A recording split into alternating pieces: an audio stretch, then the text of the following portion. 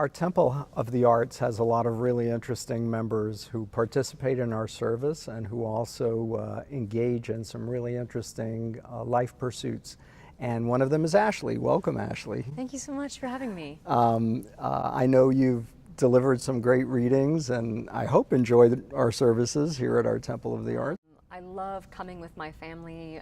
My dad tells the joke of the temple, which is fantastic to spread humor, but your services are, what so touches me about them is they're so all-inclusive and they're incredibly poignant to what's happening in the world now, and yet bring in so much history, and you have such incredible guest speakers coming. Thank you. And they're just incredibly profound and poetic in a sense. And thank you. Thank you, honestly, Ashley. Yeah, no. Thank you. I want to talk about your passion now. Okay. You've made this wonderful film, Love and Bananas.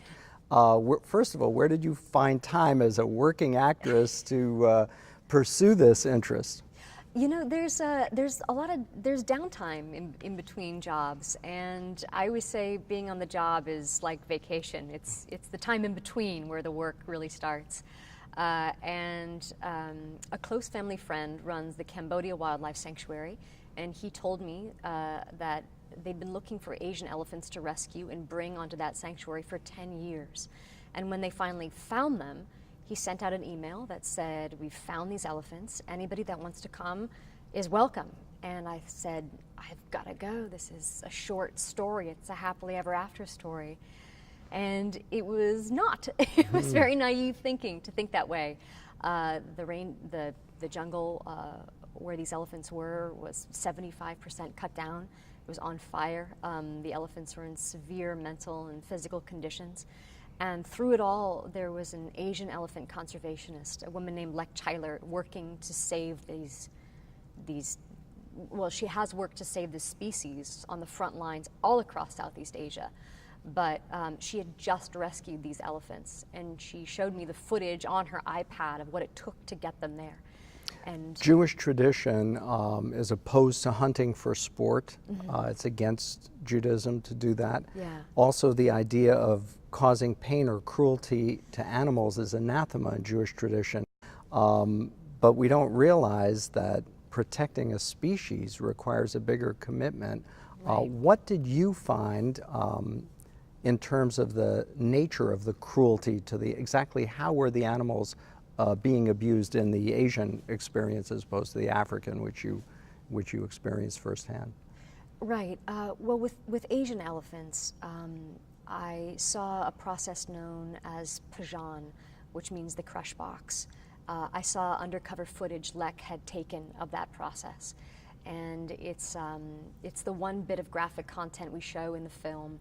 And a baby elephant is taken away from its mother and put in a box, tied up and beat straight for 24 hours for a week until the bond between the baby and the mother is broken and replaced by the fear of man and the fear of a bullhook or whatever tool man has to use to control the elephant. In Asia, are the elephants being shot and killed for their tusks, as we have in Africa, for example, extensive poaching? That isn't necessarily the conflict with Asian elephants. Ivory is being sold on the black market in addition to body parts, and skin is actually a new phenomena on the black market. But the situation facing Asian elephants is different than African elephants. With Asian elephants, it's the human-elephant conflict. Essentially, that boils down to there's no place for them to go that's wild. Elephants migrate over huge expanses, and when they're on their migration path, they either hit a city or a farm or a structure where they would normally go. If they hit a farm, that's a man's livelihood for a year. For an elephant, that's lunch. So unfortunately, these endangered creatures are considered pests sometimes because there is no place for them to go. So they're constantly butting up against areas like that. That's why there's such a huge difference in the numbers. With African elephants, there are, I think, 400,000 African elephants left on the earth, but only around 40,000 Asian elephants, making Asian elephants the endangered species. In addition, they differ so greatly in size and kind of personality. African elephants are way more robust, and Asian elephants are smaller, and they're the elephants that we're most familiar with in zoos and circuses, and those are the elephants that are used for elephant rides, which is also known as trekking across Southeast Asia. Now, how did the film, making this film, I assume this was your first, This is my first directorial debut, Yes. right? Yeah. And that's a labor unto itself. And you narrated this as well. How did the film change you? In what ways? Oh, you have a couple hours. How did the film? I mean, you know, as an actress, you're called to show up and tell a story and serve a purpose, a bigger purpose than yourself, to tell that story for the writer, for the director, for the arc of why you're there. You know, it was a little bit difficult for me sometimes to find my voice as an actress, but writing and directing a film, I knew so strongly what I wanted to capture, which was to take audiences on an elephant rescue and to make the film action-packed and hopeful, and to really get Lex Spirit, this world-renowned Asian elephant conservationist we feature, the love with which she treats these animals, and reverence and respect. And I connected to that story very early on. I partnered with an incredible production company, Change for Balance, and we stuck with that, and a lot of people were not interested and did not give us the time of day. And to hold on to that and fight for that for, I guess, the 5 years it took to do it, really required kind of finding my voice, and I give the elephants thanks for that. They helped me do that. So you created a connection or a bond with the elephants featured in the documentary. Oh, I don't think I was just another fly on the wall to them, but for them, human. they were incredibly significant to be around. Their presence, and I mean, you're around these giants, you know, that their feet are padded and flat, so even though they're around 8,000 pounds, you cannot hear them approaching.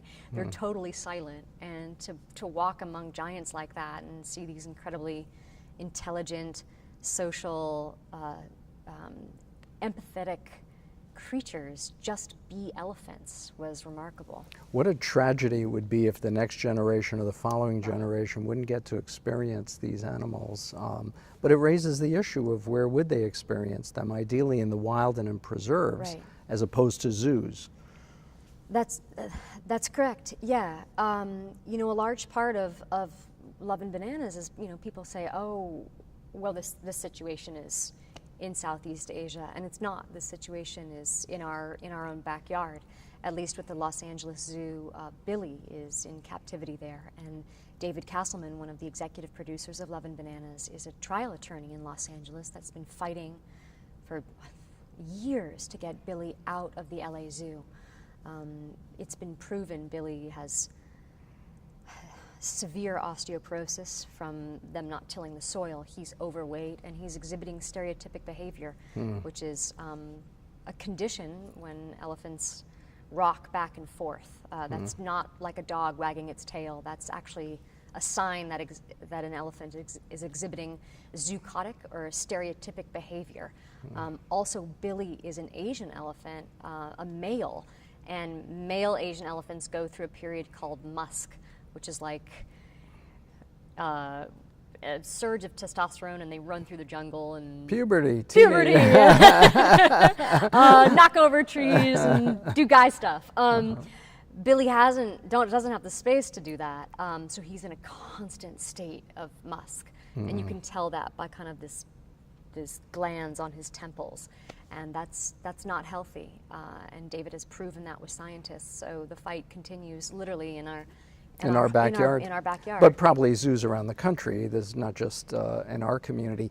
Where can people find out more about the film? You can go to loveandbananas.com. It lists all of our screenings. Also, we have an impact campaign running along with the film. We've partnered with the Greater Good. So far, we've raised $80,000 to help elephants in need in Southeast Asia, to support LEC's work to rescue Asian elephants. And also, you can request community screenings there. So far, we've had 250 requests for community and educational screenings. Amazing. That was the best part of the release, was that so many kids showed up to see it, and that's, I mean, we made the film for everybody, but we were really hoping that it would speak to the next generation.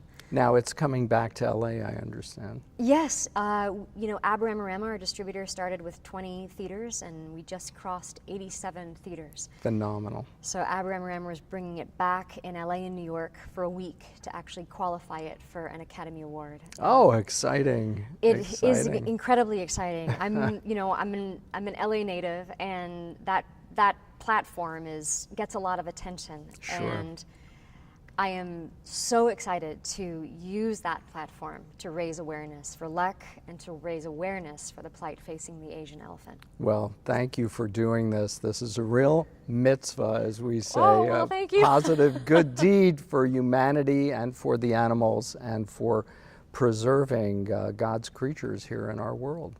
Thank you so much. Thank you, Ash. Thank you.